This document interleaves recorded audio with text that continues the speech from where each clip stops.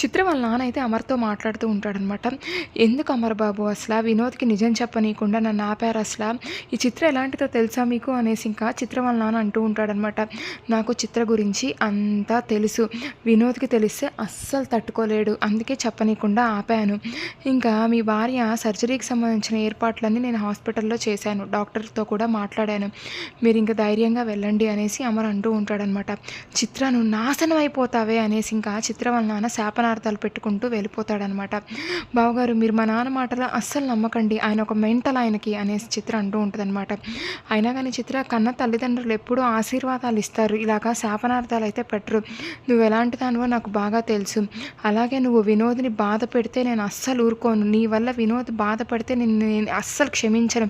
ఏం చేస్తానో నాకే తెలీదు అనేసి ఇంకా అమర్ అయితే చిత్రకు వార్నింగ్ ఇచ్చి వెళ్ళిపోతాడనమాట.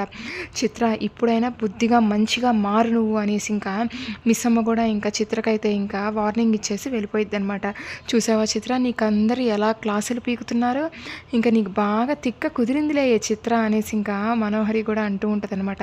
"మనోహరి వాళ్ళందరి సంగతి నేను ఖచ్చితంగా చెప్పి తీరుతాను" అనేసి చిత్ర అంటదనమాట. "ఇంకా నువ్వేం చేసినా ఒక్కదానివే చేయలేవులే చిత్ర" అనుకుంటూ మనోహరి అయితే వెళ్ళిపోయిద్దనమాట. ఇంకా ఇంకో పక్కయితే ఇంట్లో అయితే ఇంకా పిల్లలందరూ గొడవ పడుతూ ఉంటారనమాట. ఇంకా "రే ఆనంద్, నువ్వైతే అపోనెంట్లు ఎదురుగా ఉన్నారు. వాళ్ళ మాటలకి నువ్వు డిసప్పాయింట్ అవ్వకురా. మనమేరా ఎలక్షన్స్‌లో గెలిచేది" అనేసి అంజు అయితే ఇంకా ఆనంద్‌కైతే ధైర్యం చెప్తూ ఉంటది. దీని బడాయి మాటలకి ఏం తక్కువ లేదురా ఆకాష్ అసల. మేము చదువుకుంటున్నాం, మమ్మల్ని డిస్టర్బ్ చేయొద్దు అంజు అనేసి ఇంకా అమ్ము అంటూ ఉంటదనమాట. ఇంకా మిస్ అమ్మ అక్కడికొస్తదనమాట. "ఏంటి వీళ్ళ గొడవ ఇంకా తీరలేదా? చూడమ్ము ఎలక్షన్స్‌లో పార్టిసిపేట్ చేస్తే తప్పేముంది" అనేసి ఇంకా మిస్ అమ్మ అంటూ ఉంటదనమాట. "మిస్ అమ్మ ఇప్పుడు ఎలక్షన్స్‌లో ఓడిపోతే అసల ఎంత డిసప్పాయింట్మెంట్ అవుతారు. స్టడీస్ కూడా మేమైతే లాస్ అవుతాము. అందుకే నేను ఎలక్షన్స్‌కి సపోర్ట్ చేయట్లేదు" అనేసి ఇంకా అమ్ము అంటదనమాట. "అమ్ము అసలు మీ నాన్న ఒక లెఫ్టినెంట్. ఆయన సోల్జర్స్ అందరికీ నాయకుడు. అలాగే ఆనంద్‌లో నాయకత్వ లక్షణాలున్నాయి. ఖచ్చితంగా ఆనంద్ ఈ ఎలక్షన్స్‌లో గెలిచే తీరుతాడు. ఇంకా అంజు అలాగే ఆనంద్, నేను మీ డాడీ కూడా రేపు స్కూల్ దగ్గరికి ఎలక్షన్స్ దగ్గరికి అయితే వస్తాము. నీ విన్నింగ్‌ని మేమందరం చూడాలి. మేము మీకు సపోర్ట్ చేస్తున్నామనేసి మిస్ అమ్మ అంజు ఆనంద్‌కి అయితే ధైర్యం చెప్పేసి వెళ్ళిద్దనమాట. ఇంకా నెక్స్ట్ అయితే మన మనోహరి అయితే వెంటనే ప్రిన్సిపల్ మేడంకి అయితే ఫోన్ చేస్తే, "ఏంటి మేడం అసలు ఎలక్షన్స్ అంటున్నారు, ఆనంద్ ఎలాగైనా ఓడిపోవాలి, ఖచ్చితంగా ఓడిపోవాలి.